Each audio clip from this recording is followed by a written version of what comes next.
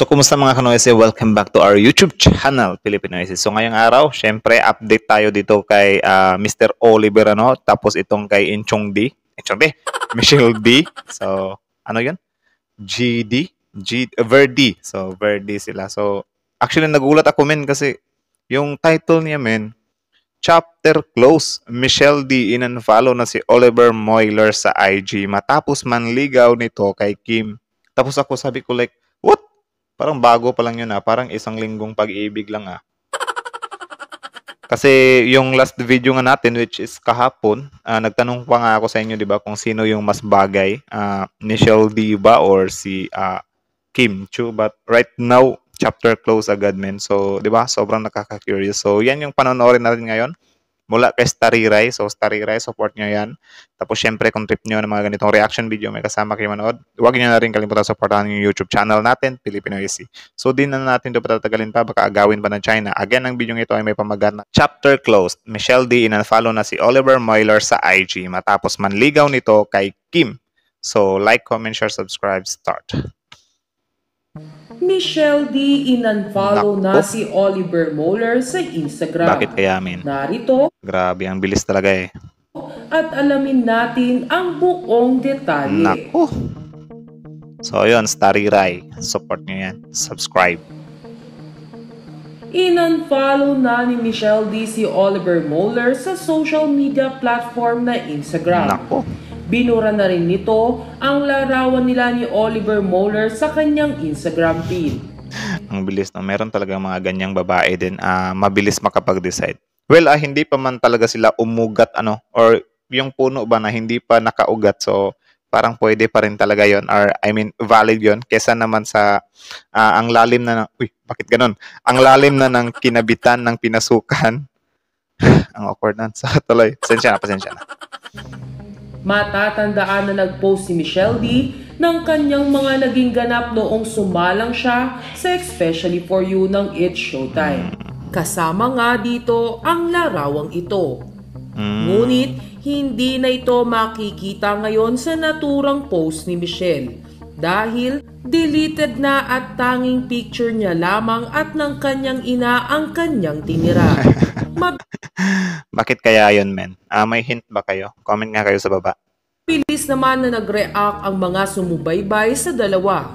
Anila ay nakakalungkot na mukhang hindi nag-workout ang naging date nila Oliver at Michelle. Isa pa ay baka ito ang sagot ni Michelle sa naging interview ni Oliver sa ABS-CBN. Okay, so parang nag-giveaway. Matatandaan na nagpahiwatig si Oliver sa ABS-CBN. Nagparaya. Matatandaan na nagpahiwatig si Oliver na nililigawan nito si Kim Chu. Niligawan mo ba si Kim Chu? I think it would be a bit unfair to Kim for me to answer that question without asking her. Ang bilis din ni Mr. Attorney Gayunpaman, umaasa pa rin ang ilang fans ni na Michelle D. at Oliver Moyler na hindi pa tapos ang istorya ng dalawa. Kung maaalala kasi, ay secret ang naging sagot ni Oliver nang tanungin siya ni Vice Ganda kung nag-uusap pa ba sila ni Michelle D. Kaya naman hoping pa rin ang Michelle at Oliver fans na posible pa rin magkaroon ng something ang dalawa. Pero para sa akin, parang ano na lang yan, men, nag-giveaway nga or nag-giveaway nga or nagpaubaya si Michelle D. ito, Kasi siguro nakita niya na ang lakas ng click doon kay Kim Chu, kaya sabi niya, okay, so tatabi na lang ako dito. Or baka nga hindi talaga type ni Michelle D. si Mr. Oliver, So parang naano lang din siya kasi nga sumali siya sa show. So baka lang naman yun, baka may magalit kasi dyan. So in my opinion or yung hula ko, parang baka hindi nga type ni Michelle D. itong si Oliver, at nagkaroon siya ng escape or gate pass para makalabas dyan na nandyan nga si Kim Chu. So, yun ay aking opinion lamang din. So, kayo kung may opinion din kayo, comment down below. Tuloy. Sa kabilang banda, wala pang reaksyon si Michelle D. hinggil sa pag-unfollow niya kay Oliver. at pag-delete niya ng kanilang larawan sa Instagram. Nako. Maging si Oliver ay hindi pa nagbibigay ng update sa kanyang mga fans matapos ng kanyang interview sa ABS-CBN.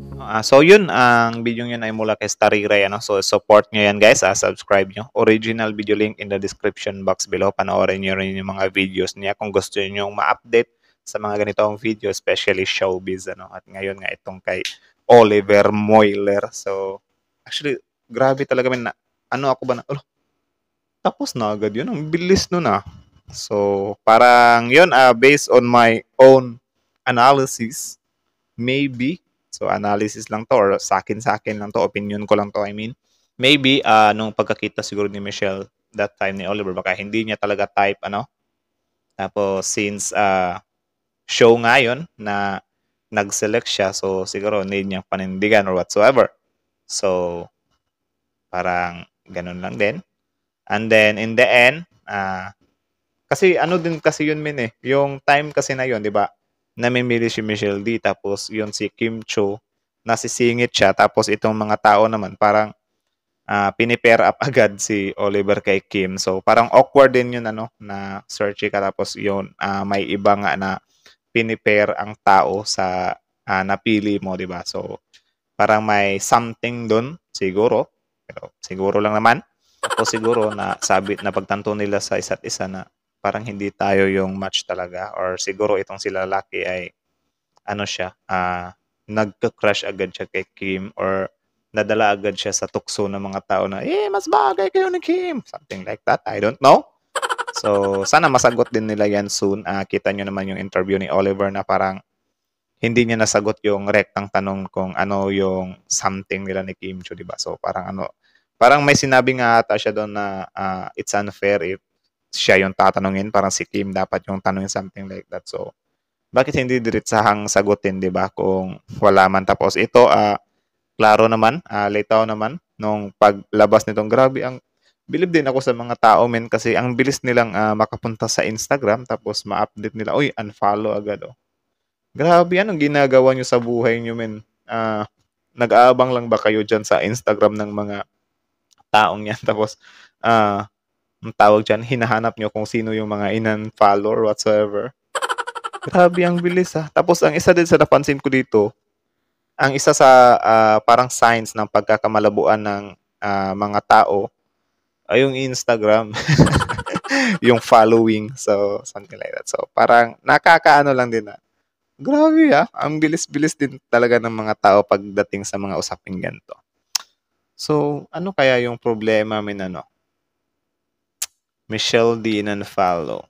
So, ito lang yung mga posibleng dahilan talaga dyan. Hindi type ni Michelle D si Oliver. Nagparaya si Michelle D para kay Kim Cho. Or si Guy ay hindi niya rin type si Michelle D. Or, yun nga, si Michelle D at Oliver talaga sa isa't isa. Or, fifth, wala kay Michelle D or kay Kim. I don't know. mamaya. Next video na lang yan.